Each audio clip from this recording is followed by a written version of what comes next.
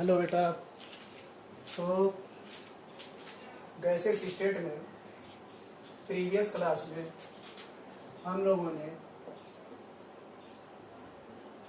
General form of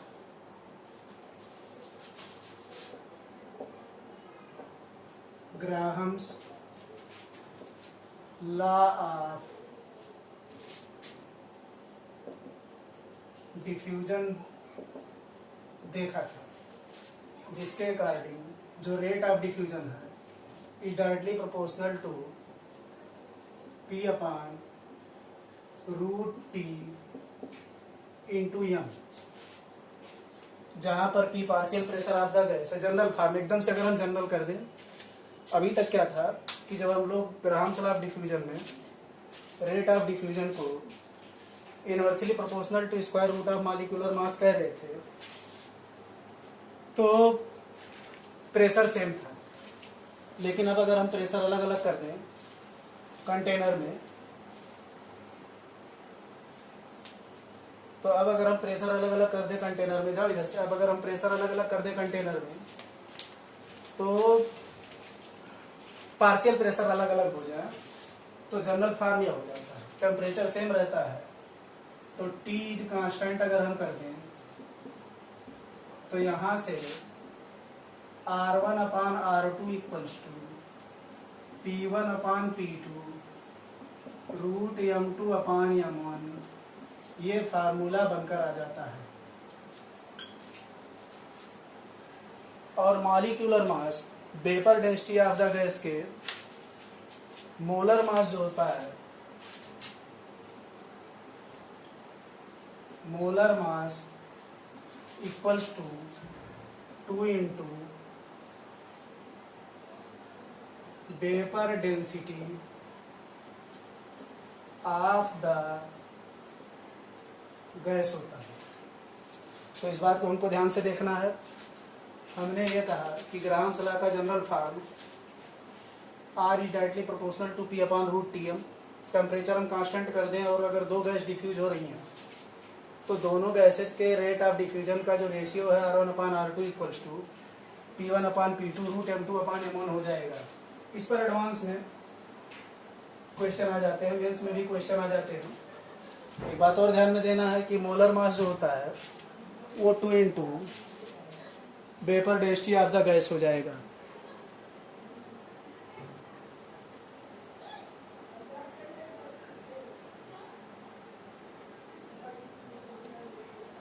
to into vapour density of the gas. अब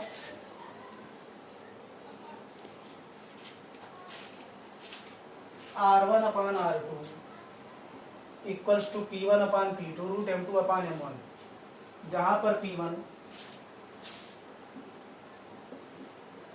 partial pressure of first gas,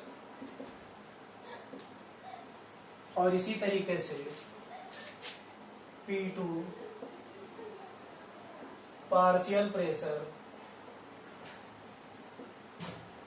of second gas, partial pressure of second gas.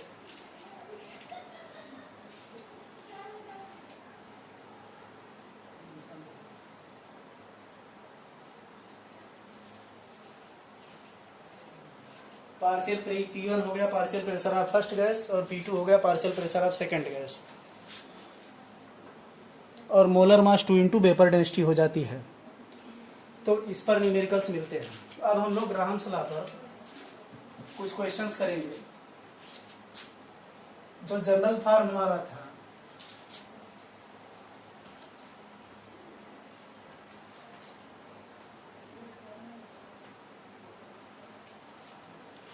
जो हमारा general form है Graham's law का, उसमें R1 upon R2 root M2 upon M1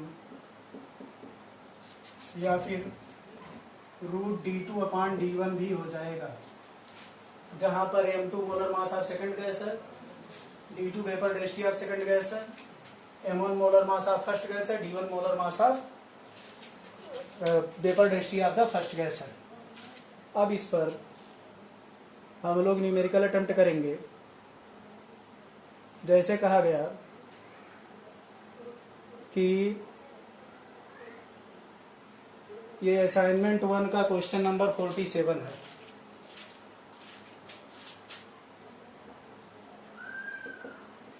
assignment 1 question number 47। तो ये assignment सबके पास है, वहाँ से हम लोग देख लेंगे। क्वेश्चन में एक बार पढ़ दे रहा हूँ कि 40 centimetre cube of hydrogen takes 15 minute to diffuse out of a vessel. Calculate the time in which 25 centimetre cube of nitrogen would diffuse through the vessel under similar conditions. 40 centimetre cube of O2 gas diffused 40 centimeter cube of O2 gas diffused in 15 minutes through a vessel. In 15 minutes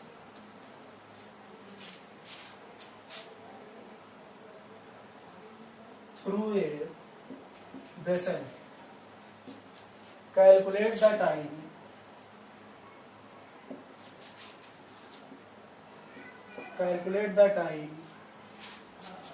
in which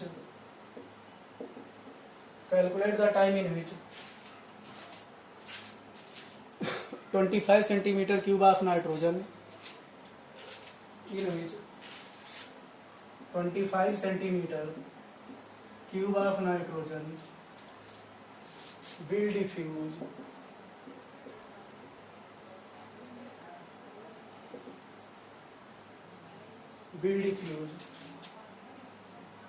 through the same vessel under similar conditions। अब under similar condition कह दिया गया।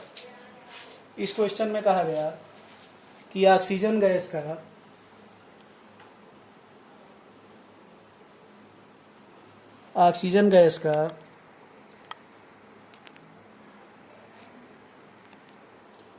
40 centimetre cube diffuse होता है 15 minute में। तो कितने देर में नाइट्रोजन का 25 सेंटीमीटर क्यूब डिफ्यूज होगा सेम वेसल में अंडर द सिमिलर कंडीशन। अब अंडर द सिमिलर कंडीशन का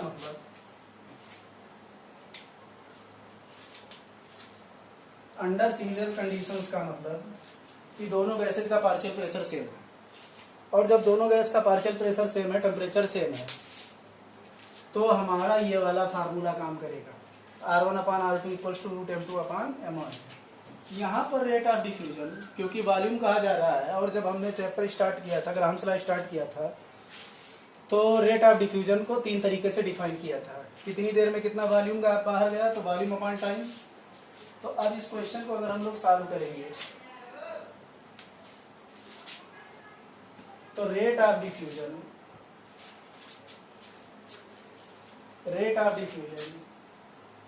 RO2 = VO2/ΔT या VO2/TO2, जहां पर VO2 ऑक्सीजन का उतना वॉल्यूम TO2 टाइम में स्केप कर गया, और उसको हमने rate of diffusion of oxygen gas लिखा। इसी तरीके से rate of diffusion of nitrogen gas को हम लोग नाइट्रोजन का वॉल्यूम स्केप्ड अपॉन कितना टाइम लगा नाइट्रोजन का, तो RO2 हो गया हमारा volume escaped of oxygen in TO2 time, और VRN2 हो गया हमारा volume escaped of nitrogen in TN2 time. और फार्मूले से हम लोग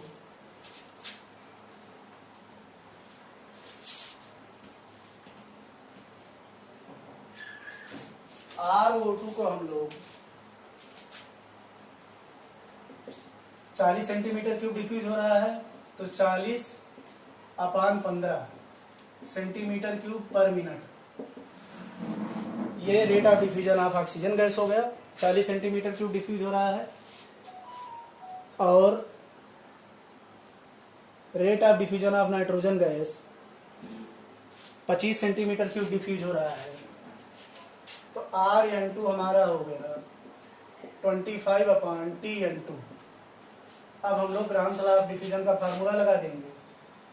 RO2/R(N2) equals to 40/15/25/T(N2) equals to root.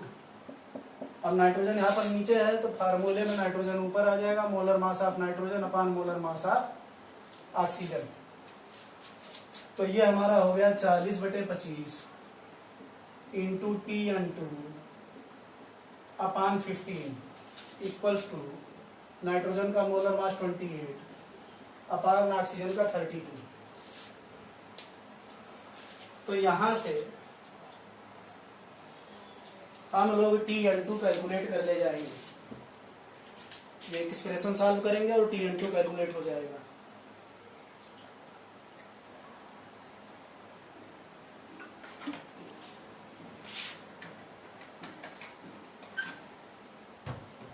तो T(N2) सॉल्व करने पर हमारा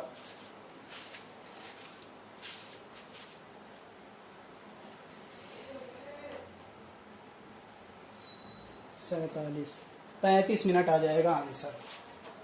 तो इसको जब हम लोग सॉल्व करेंगे तो T(N2) इक्वल्स टू 35 मिनट, ये हमारा आंसर हो जाएगा।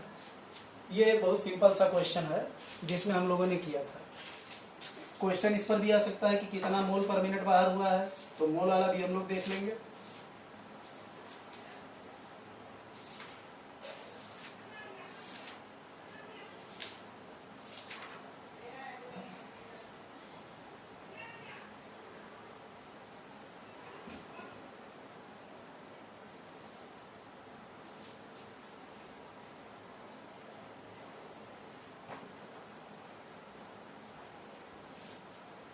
अब एक क्वेश्चन है।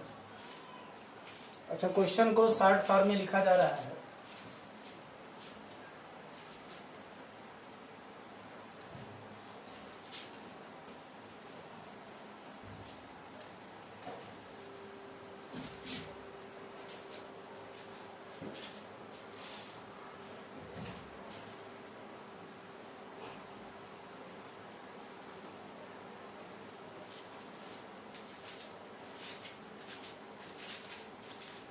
कि अमोनिया HBr से रिएक्ट करके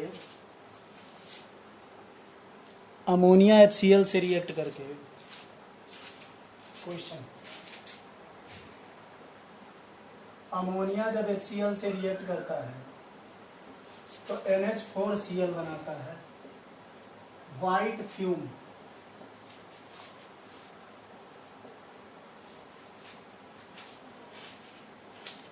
अमोनिया जब HCl से रिएक्ट करता है तो NH4Cl बनाता है।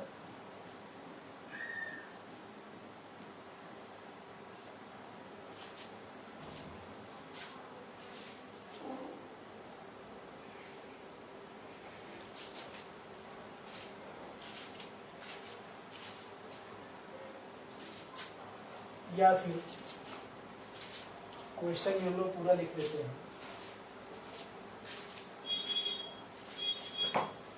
अलग अलग कॉन्सेप्ट को कवर करना है। The reaction between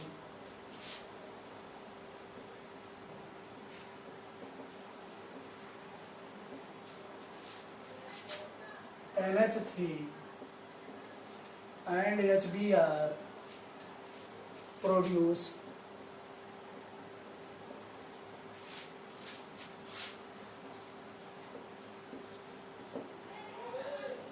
the white solid NH4Br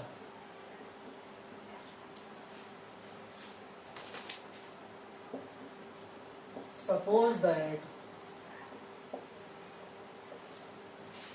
ammonia and NH3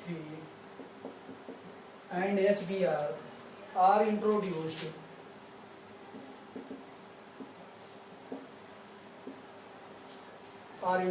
simultaneously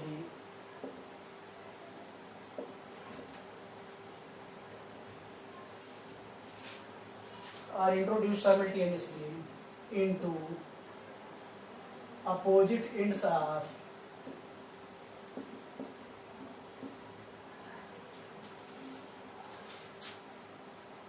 an open tube. Opposite ends of an open tube that is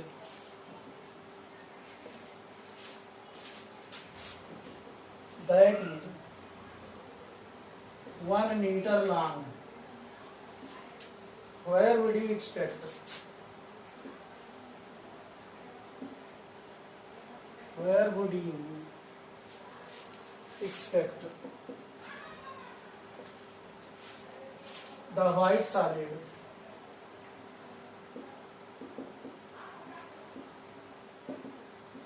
to form? ये क्वेश्चन है.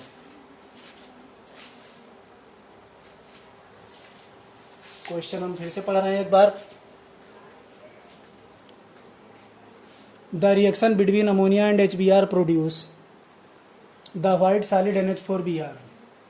Suppose that ammonia and HBr are introduced simultaneously into opposite ends of an open tube that is 1 meter long.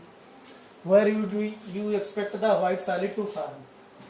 अब इस question में वही दो and है, एक tunnel है.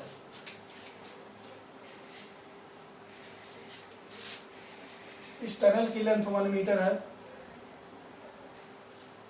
और इसके एक एंड से अमोनिया इंट्रोड्यूस किया जा रहा है और दूसरे एंड से HBr इंट्रोड्यूस किया जा रहा है. जब अमोनिया HBr से रिएक्ट करता है तब ये व्हाइट सॉलिड बनता है. तो इसका मतलब वही पूछा जा रहा है. तो जब इधर से अमोनिया जाएगा और इधर से HBr आएगा तो जहां पर ये दोनों मिलेंगे तो सपोज करो कि यहां से यहां तक x मीटर पर ये चला और यहां से यहां तक उतनी देर में कितना चला होगा 1 माइनस x मीटर. मतलब जितनी देर में ये x मीटर चला होगा उतनी देर में HBr 1 माइनस x मीटर आ गया होगा और यहीं पर दोनों मिल रहे होंगे. तो यहाँ पर NH4Br का व्हाइट सॉलिड बन रहा होगा. तो अब हम लोग रेट ऑफ डिफ्यूजन वाला इक्वेशन लिख लेंगे और यहाँ से हम लोग सॉल्व कर लेंगे. अच्छा, जब हम लोग रेट ऑफ डिफ्यूजन को डिफाइन कर रहे थे तो वहां पर ये भी डिस्कस किया गया था कि रेट ऑफ डिफ्यूजन कितना वॉल्यूम पर यूनिट टाइम में निकला या कितना मोल पर यूनिट टाइम में निकला या सिंपल गैस कितना दूर चली पर यूनिट टाइम में. तो साइमल्टेनियसली है तो मतलब जितने t मिनट में या t सेकंड में अगर ये x मीटर चला होगा तो उसी t सेकंड में ये 1 माइनस x मीटर भी चला होगा. जैसे दो गाड़ी आपस में टकराती हैं तो जितनी देर में पहली वाली गाड़ी चली होगी उतनी दूरी. तो RNH3 हम लोग लिख सकते हैं कि x मीटर चला और t सेकंड में चला. तो RNH3 क्या होगा x/t. RHBr उतनी देर में RHBr कितना चल गया होगा 1 minus x metre upon t. अब कंडीशन सेम है, टेम्परेचर भी सेम है और दोनों का पार्शियल प्रेशर भी सेम ही है. पार्शियल प्रेशर अलग होगा तो कुछ ना कुछ हिंट दिया रहेगा क्वेश्चन में, तब जाकर हम लोगों को जनरल फार्मूला लगाना है. तो RNH3 upon RHBr equals to root m/HBr upon m ammonia. HBr का मोलर मास 81 और अमोनिया का मोलर मास 17. तो 81 अपॉन 17. अब यहाँ पर ये दोनों बातें हो गई, यहाँ वाली वैल्यू से हम लोग फार्मूले में रख देंगे. तो ये डायग्राम,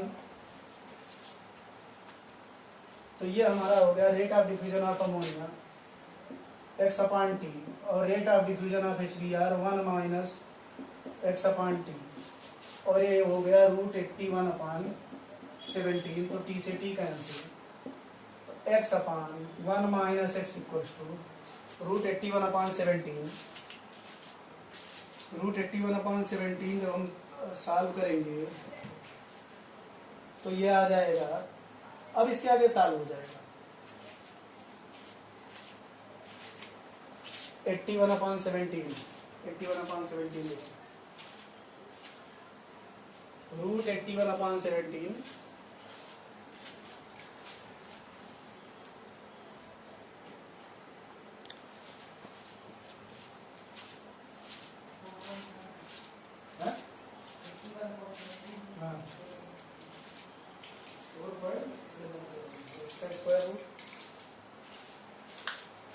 ये हो जाएगा √4.77, तो x upon 1 minus x equals to, इसका स्क्वायर रूट हो जाएगा 2.18, तो 2.18, और इसको हम लोग सॉल्व कर लेंगे यहाँ से, तो x की वैल्यू 0.66 मीटर आ जाएगा, अप्रॉक्सीमेटली 0.66 मीटर या 66 सेंटीमीटर, तो 66 सेंटीमीटर पर अमोनिया वाले एंड से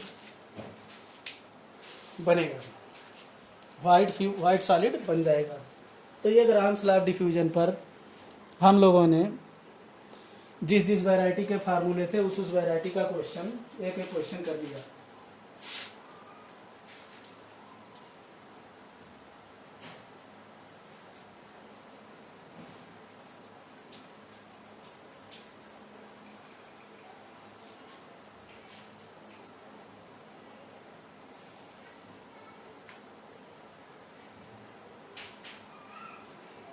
कई बार मोलर मास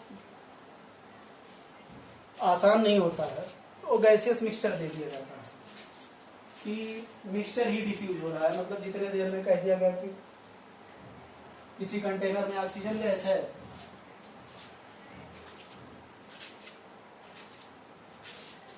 क्वेश्चन को मतलब लेंदी बनाने का option grams law of diffusion में ठीक ठाक रहता है।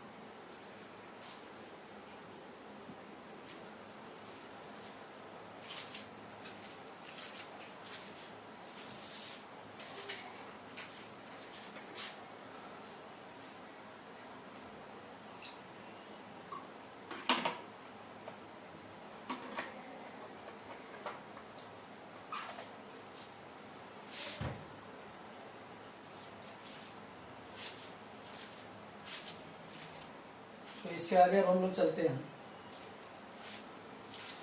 लेंदी बनाने का मतलब गैस के मिक्सचर पर जो क्वेश्चन है हमारा,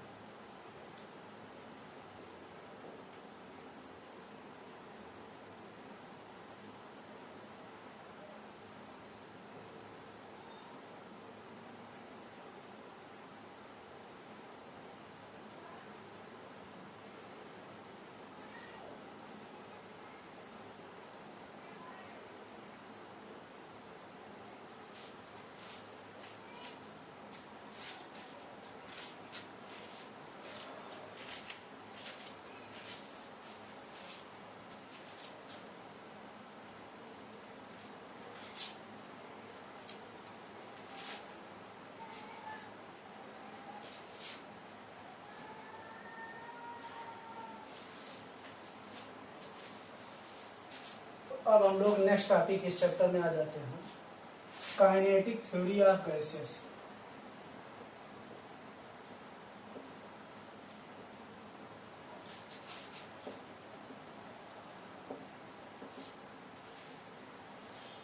assumptions,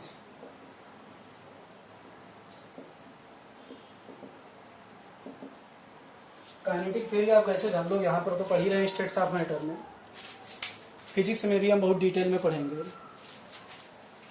केमिस्ट्री में काइनेटिक थ्योरी ऑफ गैसेस में फार्मूले बेस्ड क्वेश्चन है, तो हम लोग कवर भी वही करेंगे। अब इसमें अजम्पशंस है काइनेटिक थ्योरी ऑफ गैसेस में, ये कहा जाता है कि all molecules are of same size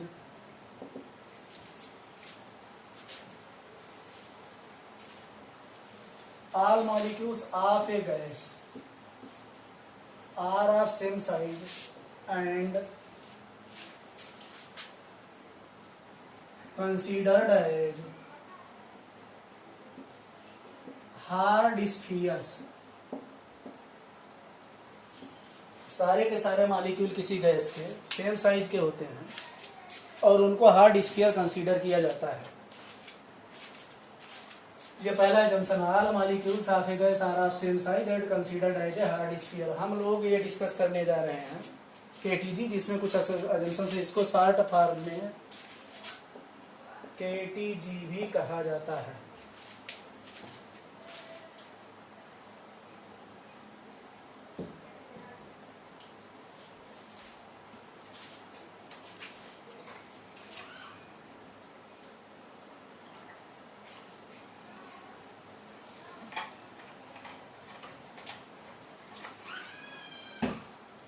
जो नेक्स्ट अजम्पशन है वो है देयर इज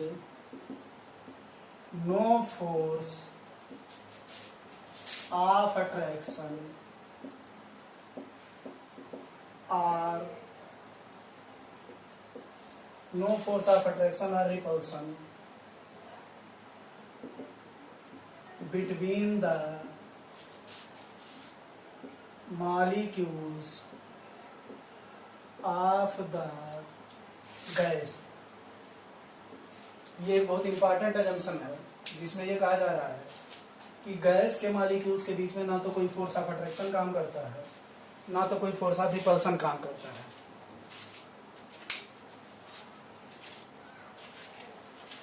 तो ये हमारे पहले दो अजम्पशन हो गए। एकदम ध्यान से देखते चलना है बारी बारी से हर अजम्पशन को।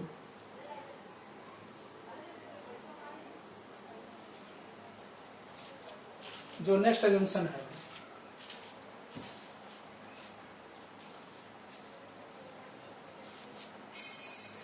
जो थर्ड अजम्पशन है वो ये कहता है कि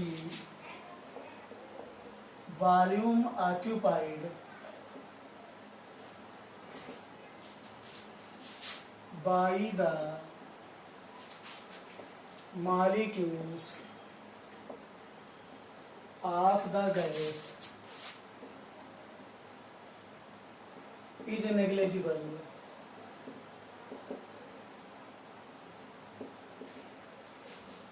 in comparison to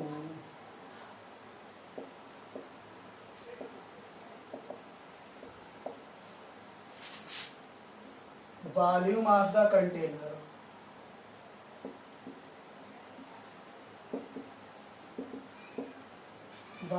container in which gas is kept। ये तीसरा जंक्शन भी बहुत इंपॉर्टेंट जंक्शन है जिसमें ये कहा जाता है कि गैस के मॉलिक्यूल जितना वॉल्यूम जो भी हो वॉल्यूम जितना ऑक्यूपाई करते हैं वो वॉल्यूम कंटेनर के वॉल्यूम के कंपैरिजन में नेग्लिजिबल है। नेक्स्ट अजम्पशन ये है कि ऑल कोलिजन्स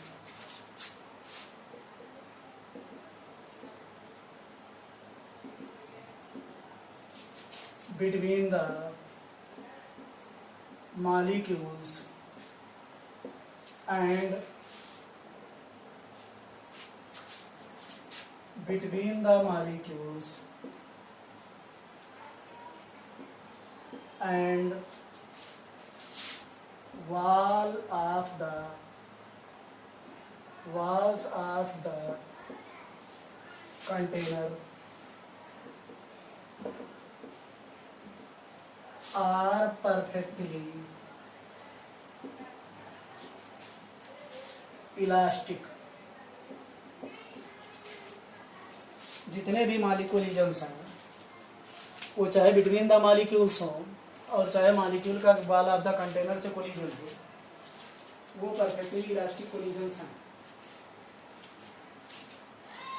तो परफेक्टली इलास्टिक कोलिजन मतलब अभी तुम लोग फिजिक्स में आगे पढ़ोगे, परफेक्टली इलास्टिक कोलिजन मतलब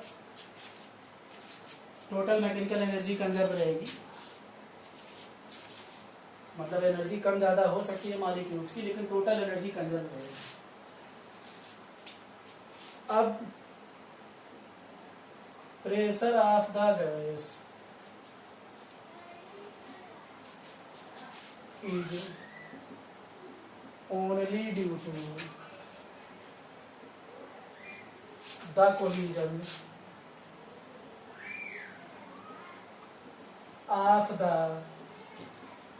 of molecules of the gas and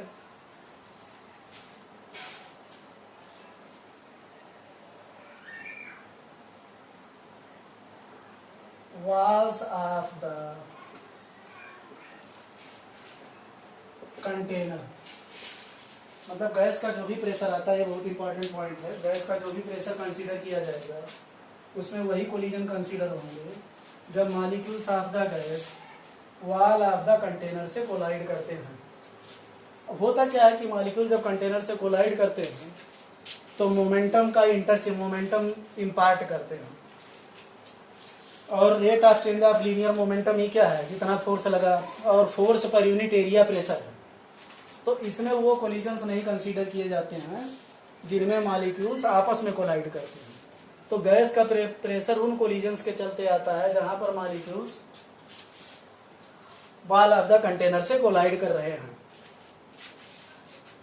तो ये हमारे कुछ बहुत इंपॉर्टेंट अजम्पशंस हो गए काइनेटिक थ्योरी ऑफ गैसेज के। ठीक है बेटा,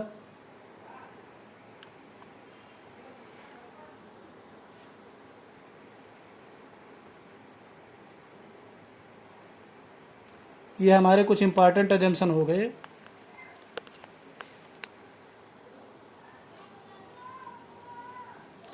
काइनेटिक थ्योरी ऑफ गैसेज के।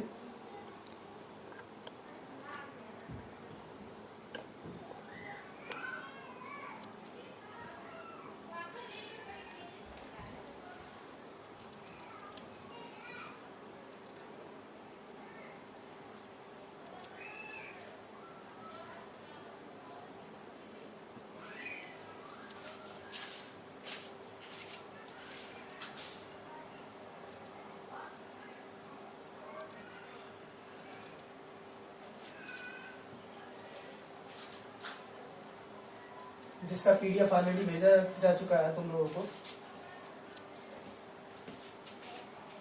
अब हम लोग आते हैं कि गैस के मॉलिक्यूल से, कोई एक मॉलिक्यूल तो है, बहुत सारे मॉलिक्यूल हैं, तो स्पीड वगैरह कैसे डिफाइन की जाती है।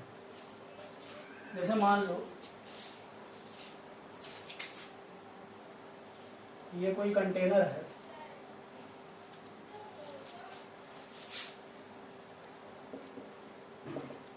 और गैस के मॉलिक्यूल रैंडमली ये मॉलिक्यूल ये ऐसे बहुत मॉलिक्यूल हैं। कोई मॉलिक्यूल इधर भाग रहा है, कोई इधर भाग रहा है, कोई इधर भाग रहा है, रैंडम मोशन में रहते हैं। तो अगर छोड़ दिया जाए तो गैस के मॉलिक्यूल्स अलग अलग डायरेक्शन में, जितने भी पॉसिबल डायरेक्शंस हैं, सब पॉसिबल डायरेक्शंस में भागते रहते हैं। और एक स्पीड से नहीं भागते, ऑब्वियस सी बात है, वो आपस में टकराते रहते हैं, फिर उधर कोलिजन होता है। तो कोई ऐसा नहीं है कि एक सिंगल स्पीड से भाग रहे हैं, सारे मॉलिक्यूल अलग अलग स्पीड से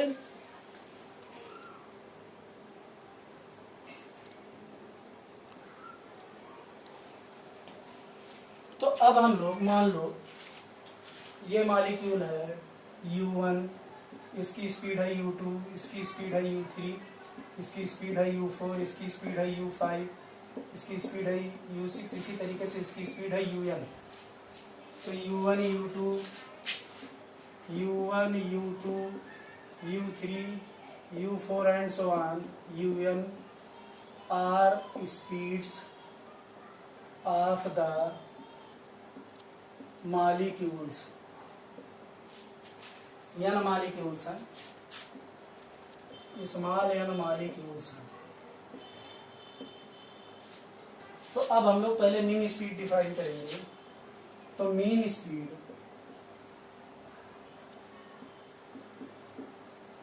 या फिर एवरेज स्पीड, यू एवरेज। तो जैसे हर जगह एवरेज निकालते हैं, u1 plus u2 plus u3 plus u4 plus and so on un upon n, उस पर भी क्वेश्चन मिलेंगे। तो मीन स्पीड हो जाता है। एक बहुत इंपॉर्टेंट टर्म इंट्रोड्यूस हो जाता है, आरएमएस स्पीड, आरएमएस स्पीड, और जिसका फुल फॉर्म होता है root mean square speed. RMS speed root mean square speed.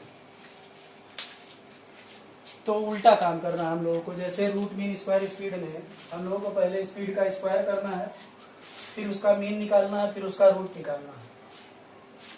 ठीक है।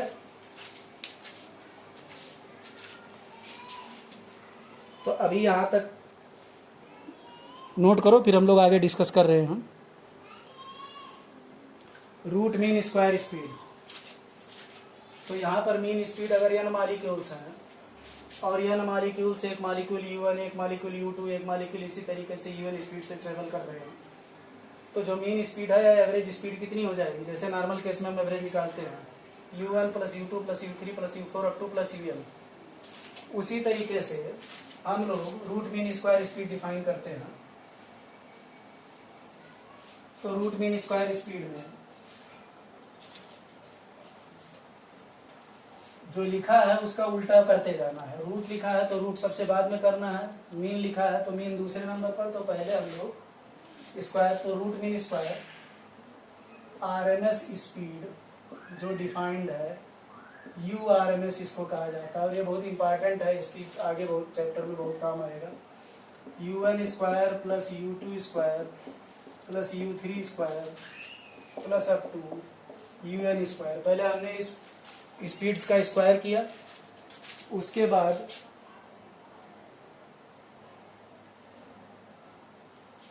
पहले हमने स्पीड का स्क्वायर किया, उसके बाद हम लोग उसका समेशन करेंगे।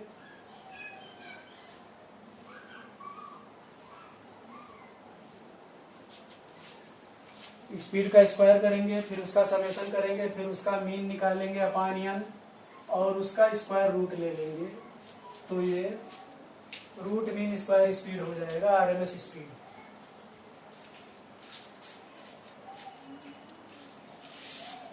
तो मीन स्पीड डिफाइन कर दिया गया, root mean square speed define कर दिया गया, और एवरेज स्पीड डिफाइन कर दिया गया।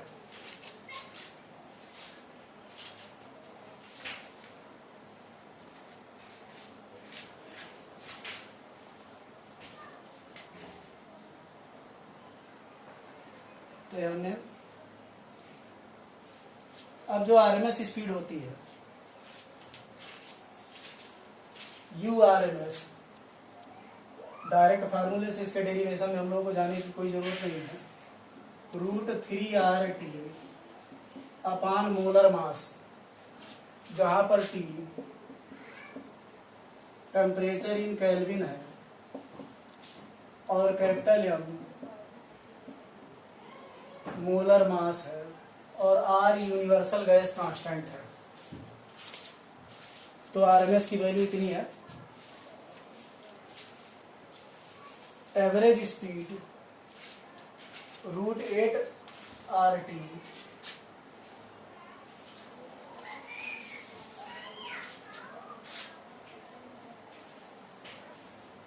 एवरेज स्पीड का फार्मूला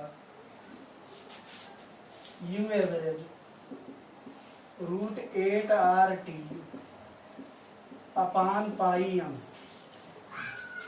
और एक और स्पीड डिफाइन कर दी जाती है मोस्ट प्रोबेबल स्पीड।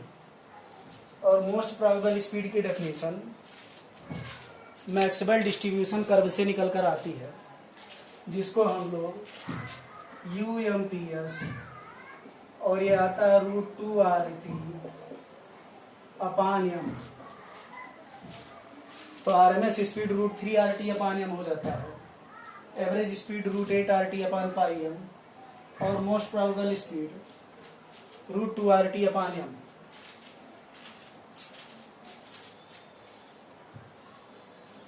तो ये हमारा हो गया RMS स्पीड, ये हो गया एवरेज स्पीड, और ये हो गया मोस्ट प्रोबेबल स्पीड। इनका रेशियो पर भी क्वेश्चन आता है, फार्मूले पर भी क्वेश्चन आता है, कंपैरिजन पर भी क्वेश्चन आता है।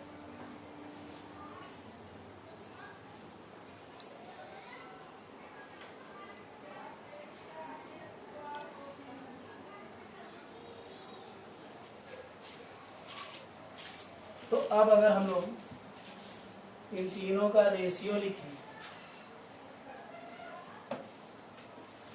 जो कि बहुत जरूरी है, और डायरेक्ट इनका रेशियो का जो रिजल्ट है वही अपने आप में, तो बड़ा कौन सा है? सबसे बड़ा है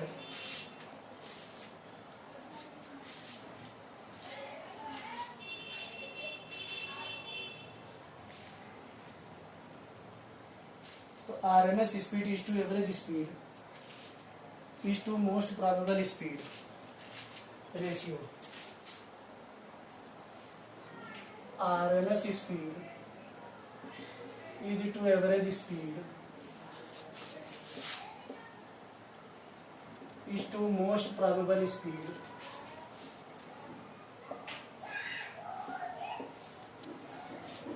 मतलब URMS is to U average is to UMPS। Most probable speed को शॉर्ट फॉर्म में UMPS कहा जाता है।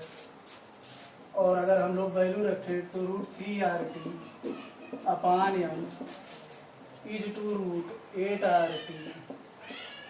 अपान pi m is to √2 upon M.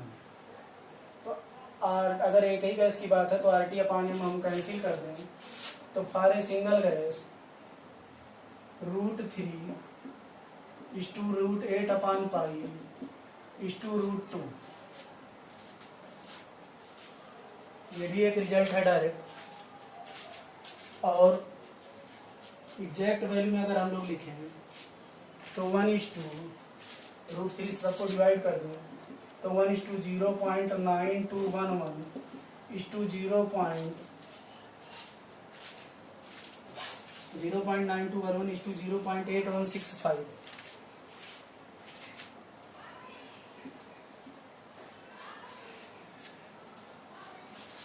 ये हमारा तीनों का आपस का म्यूचुअल रेशियो हो गया।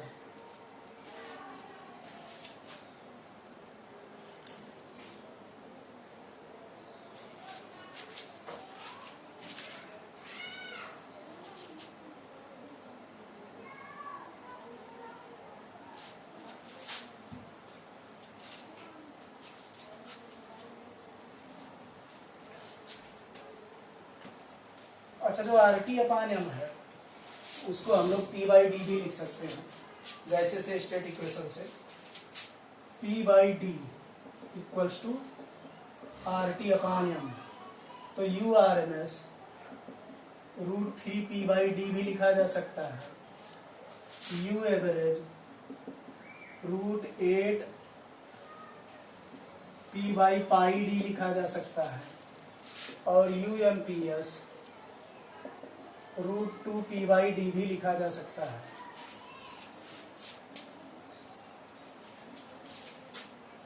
At a constant temperature, let there are two gases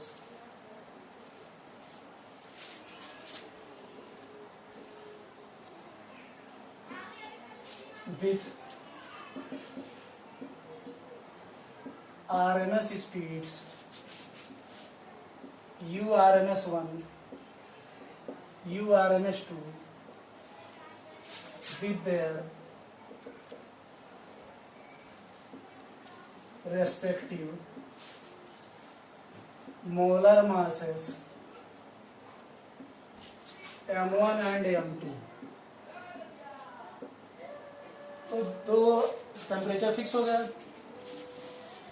RMS speed की बात है तो दोनों में कॉमन है, तो U R M S 1 upon U R M S 2, ये value root m2 upon m1 के बराबर आ जाएगी।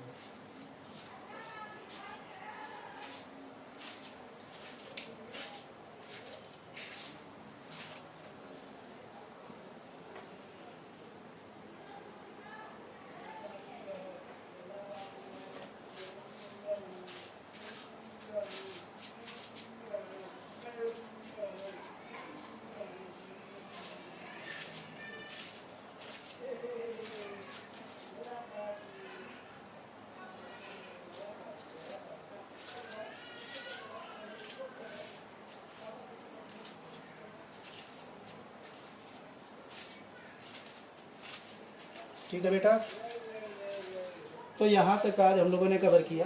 टेम्परेचर अलग होगा तो हम लोग ये कह सकते हैं, अगर मोलर मास सेम है, एम सेम है, तो U R M S directly proportional to root T भी हो जाएगा।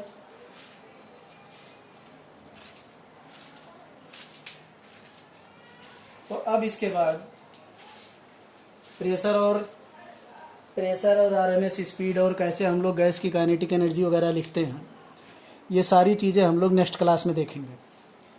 तो अब तो वीडियो क्लास जाना है और वो भी जाना है, तो नेक्स्ट क्लास में इसी के आगे कंटिन्यू करेंगे और थोड़ा सा डिस्कशन किया जाएगा।